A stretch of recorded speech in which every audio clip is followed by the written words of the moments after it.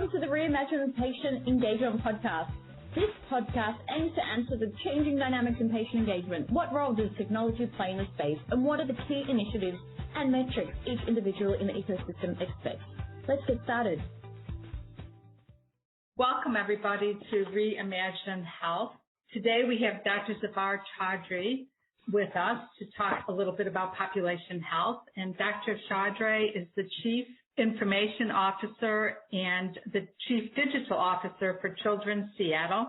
In his role, he provides vision and leadership for the development of technology initiatives and enterprise-wide information system and services for Seattle Children's. His goal is to enable clinicians with the best technology to deliver safe and excellent care to his patients. Dr. Chaudhry has numerous awards. He was recently awarded the 2022 Seattle CIO of the Year Orby Award in the healthcare industry. He began his career as a physician and has more than 30 years experience in all aspects of information technology. His background includes work in both healthcare and corporate settings in the U.S., Australia, Western Europe, and the U.K., in enterprise infrastructure development, business intelligence, telecommunications, and implementation of healthcare information and electronic medical record systems. It's a pleasure to have you, Dr. Chaudhry. You have numerous awards and accolades, and I thought maybe it would be a good idea if you could just kind of like maybe highlight some of the things in your career for listeners today. Thank you. Thank you for having me. I mean, highlight-wise, I'm a physician who defected to the dark side, right? So I started my career in medical practice, moved over to technology, and have been in a leadership role in technology in multiple domain spaces, hospitals around the world. Interestingly, healthcare is the same no matter where you are in the world. It's just how differently is it actually funded and paid for. And so it's been an interesting journey to see different cultures and different people and how healthcare is enacted, how it's paid for. But I'm here at Seattle Children's now, and it's been a great ride dealing with kids.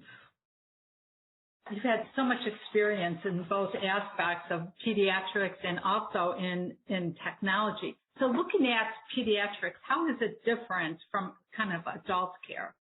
Well, I think if you're working in a pediatric facility, it's very easy to do the work because the mission is clear. Every day you come to work, you know why you're here. Kids need help. They need support. They need care. So you come into work and you know you're doing that, even in a support service, and therefore it makes the job quite easy. But in terms of the day-to-day work in a pediatric versus adult hospital, very similar. The conditions affecting kids are different than affecting adults, but the operation itself runs fairly the same. Yeah, and you say that, and one of the things that really pops in my mind is that the big difference, I think, too, is not only are you dealing with children, but also the whole infrastructure, the family, yes, the parents. And I think when you think in terms of not only clinical care, but when you're putting technology around that, too, can you shed some light on kind of some of those differences? And I think it actually is more complex in some respects.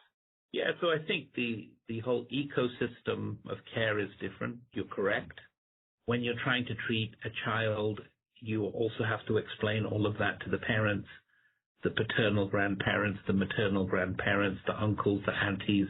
At the same time, you have to keep patient confidentiality. Not everything can be shared across an entire family.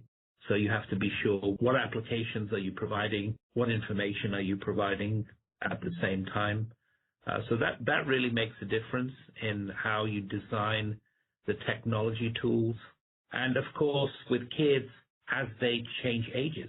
So for example, right, in the state of Washington, once you hit 13, there are certain things we're not allowed to tell your parents without your consent, versus it's different in other states. And certainly in my journey in pediatrics, what I've learned is the average 11 to 12-year-old knows more about technology than I do. So it becomes a challenge to convince kids that the tools you're providing are any way or shape or form of leading edge stuff when they look at it and say, God, that looks really antiquated. That's not what I expected, et cetera, et cetera. And healthcare does lag behind in that space. Absolutely. That's really a good point because kids are so advanced when it comes to technology, more so even than their parents, right? And even healthcare providers. And I think really bridging that gap and finding the right technologies for the right fit. Thinking of that, when you think in terms of technology, you're looking at technologies to help enable providers and also to help enable patients and families, right? So looking at clinical outcomes, kind of what are you looking for and how do you pick kind of the right technologies? I think that's a challenge in itself. So I think that my job isn't picking the technologies, it's more validating. And in terms of deciding the digital strategy for my organization, I get that from stakeholder engagement.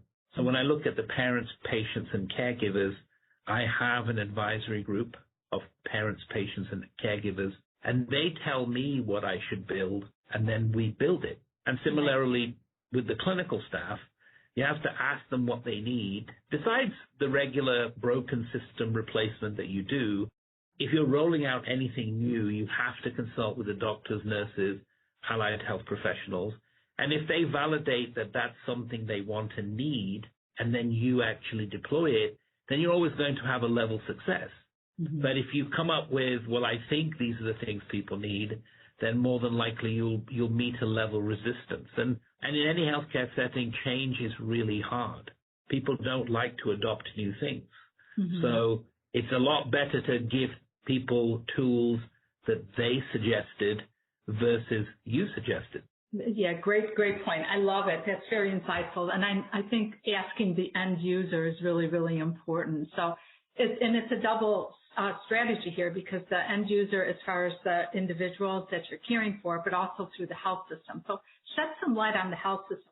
How do you choose or validate the kind of the right technologies, especially when you're looking at financial outcomes and clinical outcomes? And maybe how do you move the, people to become better adopters of technology? Because I know sometimes we drag our heels as healthcare providers because we have so much to do. Yeah, I think stakeholder engagement here at Children's is done through a level set workshop. We do actively talk to the clinicians and have them input into anything we need to replace. To give you an example, in the pandemic, we changed our EMR system. We went from Cerner to Epic.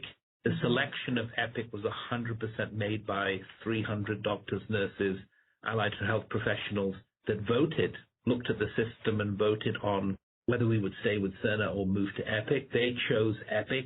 My job was then to implement Epic. I successfully did that through the pandemic with their help. Now, if this was my idea, the chances of me being successful in that space would have been pretty much zero. The fact that it was approved by them, supported by them, I got a lot of help in a difficult time for most people around the world to get through that in the middle of the pandemic. And we successfully launched at the beginning of October in 2020. So you've got to have the workshops and stakeholder engagement and let people decide and then see whether you can fund a new technology through your board and then go with that. You tend to get more support and buy-in through the change and never underestimate the level of change that you put people through. Okay, great. So I think the strategy of really getting their buy-in and getting their input. And then as far as the implementation phase, any strategies? I mean, one is to get to the right system, right? But then as far as the implementation, the workflow changes, any strategies in particular that you've used that maybe can help our viewers thinking in terms of kind of like in their institutions and they're trying to implement technology platforms? So whenever you're putting it into a hospital setting, you need to, once you've made the decision, you need to have a really strong governance structure. The biggest problem in healthcare is scope creep. So what tends to happen is somebody selects a system, then people want to over-customize it to death, and then you never get to go live. So we've always used, after approval, a governance structure which has relevant stakeholders on. We let the stakeholders hold the line on what will be built, what won't be built in phase one, till we get to a viable product that we can launch. I've always found the governance layer to be hugely successful no matter where I've worked, but that is variable in organizations. Holding the line isn't easy in healthcare. Over-customization is common in healthcare. And it's very common to get to a point where you've built a system so much that you don't know what you built. Then you can't support it. So throughout the journeys, we have kept a strong governance structure. So it's never been my decision. It's always been a collaborative decision on what we build, what we don't build, what we hold on, and then we move forward. And even after you finish the implementation, you then adjust your governance structure to take in additional requests to manage future improvements, optimization, and change. Because when people ask me about projects like EMR, when will it end? It's a never-ending project because you're always optimizing and improving and learning, building in new workflows. That's why people spend 10 to 15 years with a system in that space. Sure. I love the system, the way you have it set up in the governance committee. So for iterations, so then say I'm working in another unit and I think, boy, it would really be helpful if this happened. Does that go through the governance committee then? And then the governance committee takes into considerations the iterations and then they say, okay, it'll happen in, 2000. Yeah, so the way we do changes is it is funneled through an intake process because somehow with all the requests, we have to make some method to the madness. We then get it through the intake process, which then defines what the ask really is. Because if you go and ask someone on the unit, what do you want? They'll explain it to you in simple English, but then we have to translate that into what does it mean in system improvement. So that's the intake process. Once it goes through the intake process, it's prioritized by my team in terms of complexity. So is it a move, add, fix? Is it something that could be done in hours? Is it a multi-year project that somebody's asking for? And so once that is categorized, then it goes through the governance structure for further prioritization, right? Because, you could be someone saying, well, I wish the EMR, for instance, I wish the EMR would talk to me and I never have to type again. Well, that's not a quick project to do, right? That could take a long time and a lot of money and therefore needs to be prioritized by the governance committee. But if somebody said, the button on my screen has disappeared and I don't know why, that's more of a break fix, right? We would just get that fixed versus sending that through a governance structure. Sure. I'm sure you have a massive IT department. Yeah, 500 people. Wow. I could see handling so many requests and just so many issues related to technology. I think that's always a challenge as well, having that built. Yeah. I mean, the healthcare ecosystem, no matter how large or small your health system is, it could be thousands of people, and everybody's different, and everybody's culture is different, and behavior is different. So you're not only managing the requests, but you're also managing that culture as well. Absolutely. Absolutely. Yes. So looking at technology and looking at population health, and so much of population health happens outside of the health system, right? What happens after their discharge? Are you using any kind of outside systems or outside vendors to really help bridge the gap between, post-discharge out into the community? And what does that look like from your perspective and the feasibility of doing that? So we do electronically share data with the community. So once a patient goes back to their primary care, the data is shared with them so that continuity of care can happen. We also, as part of our own intake process, do the social determinants of health. We've just started that. So we look at people's sort of social environment and how that impacts their health. Because obviously, if you're a child, if you don't eat correctly, if you don't get the right vitamins, it can impact your health. If you have a chronic disease and you're not managing it well, then that can have an impact. If you don't have housing, access to healthcare, that can have an impact on your care. So we have started taking that information in and then seeing how we can potentially help. The bigger challenge in the U.S. sort of healthcare system is we have good healthcare if you have insurance coverage, but then once you're back into the community, our social care network isn't as strong as what you would find in Western Europe. So Europeans focus more on primary care-centric services and then social care. So it's very different when you're discharged from our hospital back into the community than if you were in let's say, Western Europe. And I think more work needs to be done here to support patients post-discharge.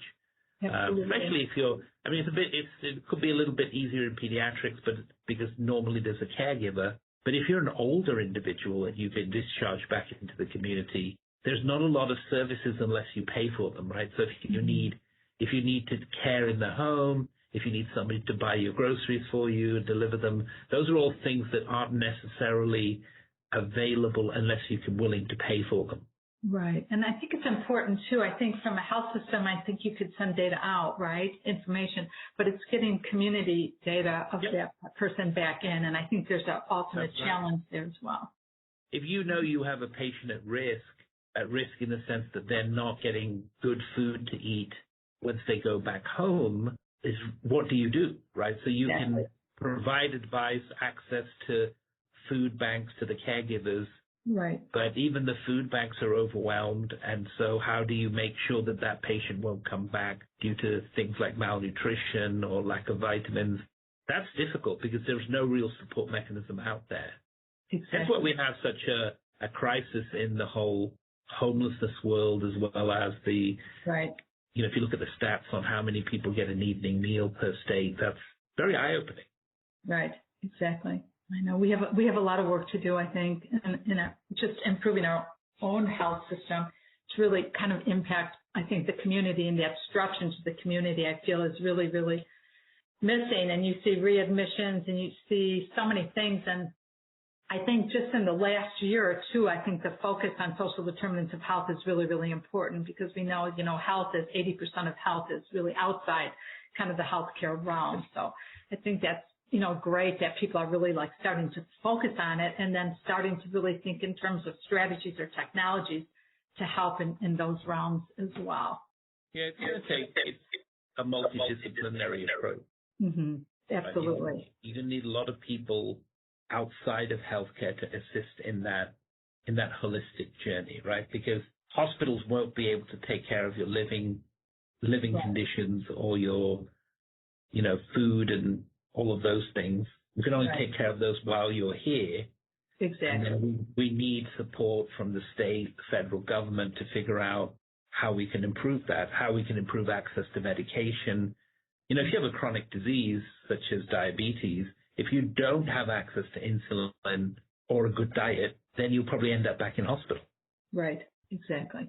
And it's sometimes you think in terms it could be like a simple thing to fix, but it's very complex and costly, and it's just difficult in itself. But yes, some of the whole behavioral side of chronic disease, I think, is so important in really preventing kind of readmissions and also improving quality of life for individuals, for sure.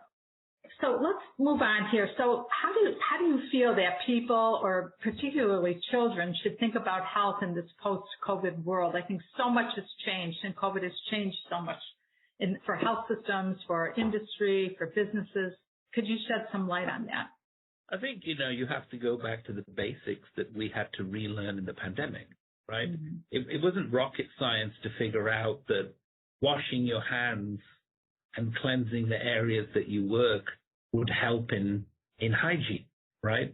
Yeah. And absolutely, people were gelling and washing their hands more frequently during the pandemic.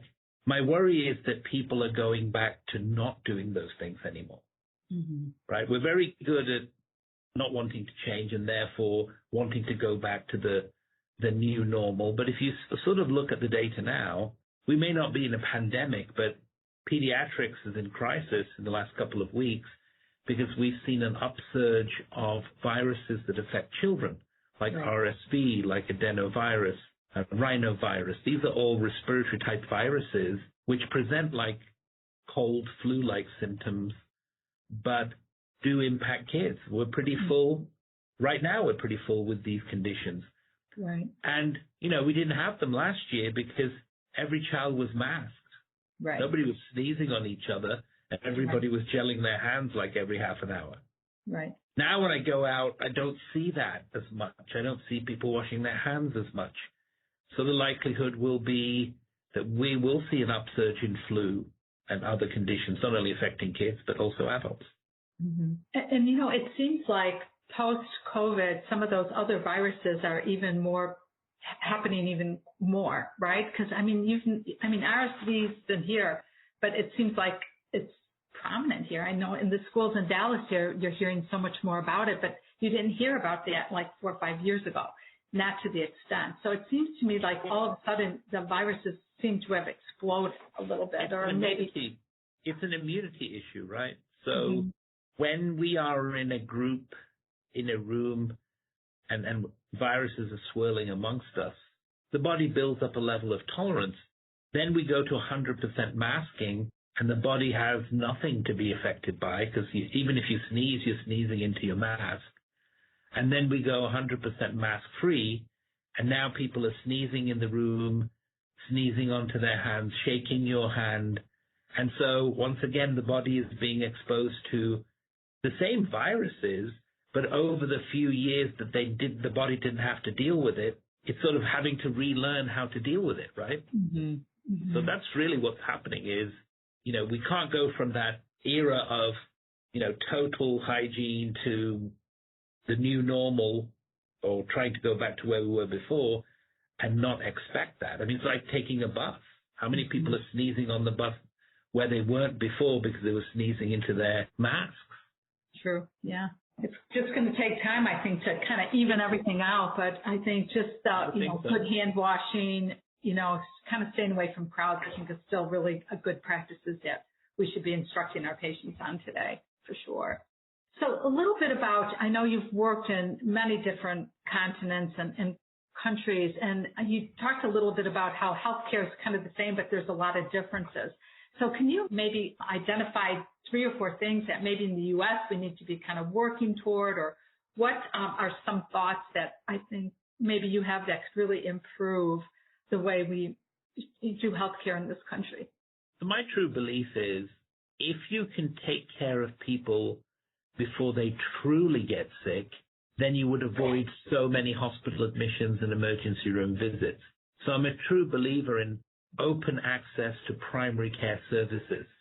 And I think that everybody should have free access to primary care services, because the people that typically are being taken care of at hospital level, many just show up at the emergency room because they had a condition which got so bad that they needed to go to the emergency room. But, if I have high blood pressure or diabetes or asthma as a child, and I'm taken care of in primary care, and I have full access to primary care, then my medications will be adjusted correctly. I will be checked up on every few months. My labs will be done every few months. Adjustments will be made to my treatment plan. And it's very unlikely then that I end up in hospital because I ran out of medication or my lab tests were unknown. And that's what I see happening here. So you get less of that in sort of socially funded health systems where people do have access. I mean, in Seattle, I don't even have access to my own primary care, and I have insurance. It's pretty much a 4-week wait to get an appointment with a primary care. But if I need care now and my primary care says wait 4 weeks, guess where I'm going? I'm going to the emergency room. Good point. Yeah. And I don't need that level of care. I mean, I might just, I have high blood pressure. I might just need my medications adjusted. It's a very expensive trip to go to the emergency room to get that medication adjusted when it could have been taken care of at your local mall if there was a primary care access there, right?